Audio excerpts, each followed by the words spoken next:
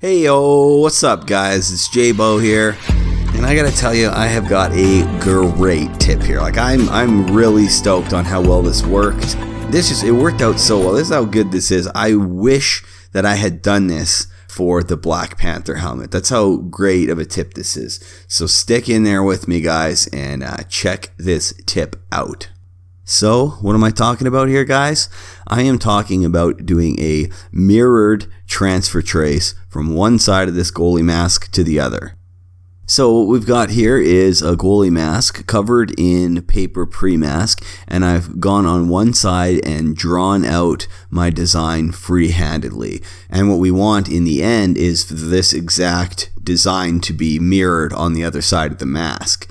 What you're going to need for this, guys, is some tracing paper. I'm using this sketch paper from Staedtler. It worked perfectly, so I recommend checking that out or something similar. Also, I use a Stabilo pencil. You can use that or something like a 6B pencil. I also use a regular pencil, an X-ACTO blade, and some masking tape. Alright, so here is the tracing paper. You can see here how nice and see-through that is. So that's going to work really great for tracing out these lines. But the problem is the shape of the goalie mask is going to be a little bit difficult to work with. And this ends up being kind of the coolest thing about this trick when we are all said and done. So what we're going to do is take the tracing paper by folding and taping and cutting. We want to try and shape the tracing paper to the goalie mask. I end up being kind of lucky by having this big vinyl section here where the bird is to use as a folding section. But either way, it's workable. What you want to try and do is make your folds in areas that you're not going to have to trace over. So any sort of opening or crack where there's no drawing, that's where you're going to want to make your folds. And then I go along my center line and cut and trim the tracing paper, as well as trimming the edges all the way around the mask, essentially making it the shape of one half of the goalie mask.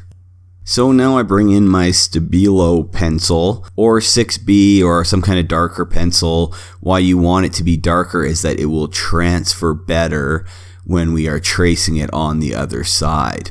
And that's what's really cool about this part of the process, is not only are we tracing over the image, but we are also essentially creating a carbon paper layer. These lines will actually be pressed onto the mask on the other side.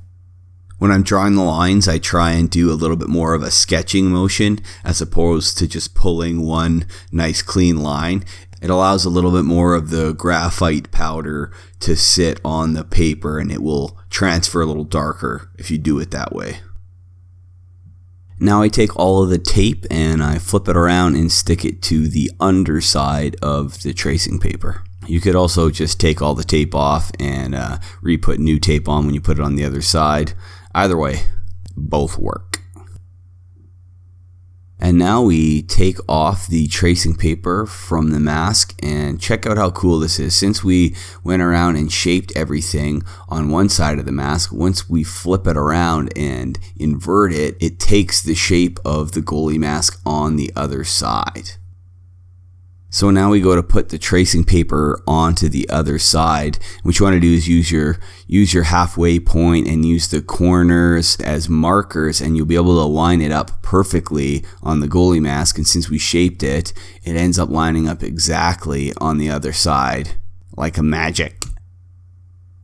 You can already see how the image is now on both sides and look super symmetrical. So all we need to do now is trace the lines and transfer them onto the goalie mask. I just use a normal HB pencil for this, but you could use like a H pencil. Anything where the lead's going to be really hard. The hardness of the lead will help press the graphite powder from the other side, transferring the line. And so once the lines are all traced, we can pop off the tracing paper and have a look. So I'm pretty stoked on this trick, guys, so let me know what you think of it in the comments. Maybe you already know about it. I know it's not the first time anyone's ever done a transfer trace, but I think shaping it to the mask and then sort of flipping it, inverting it, and transferring it to the other side is a very cool little thing. In fact, let's take a quick look. I'll speed it up, but let's go through it one more time on the back plate, because I end up doing things a couple different ways in how I sort of fold and cut to shape it to the back plate. So I find center and tape down the edge of the tracing paper. So dealing with the curved surface and the flat paper, I create a fold and tape it down. Now that works okay, but you'll see in a second here on my next fold I do things a little bit differently. I'm sort of moving from one end to the other, fitting it and cutting along the edge to keep everything tight. And what that's doing is creating a large amount of slack on the other end. Now that's going to have to be dealt with another big fold. Now that fold is definitely going to happen, so what we want to do is put it in a place where it runs through the least amount of lines, or maybe no lines if that's a possibility. This time the fold was so large I didn't want to just fold it over and tape it down, so I decided to cut it off and tape the edges together.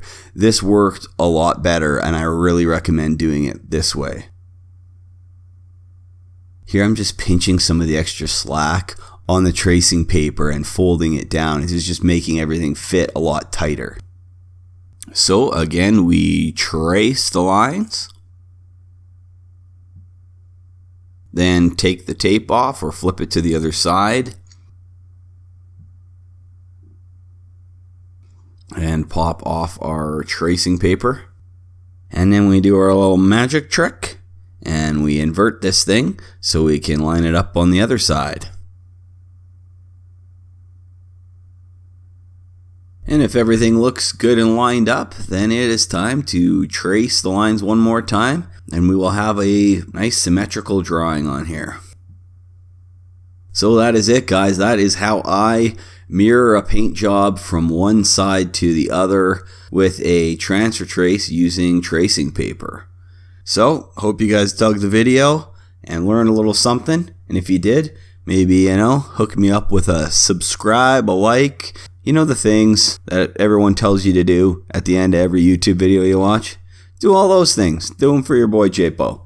Alright, thanks guys. Till the next one. Peace.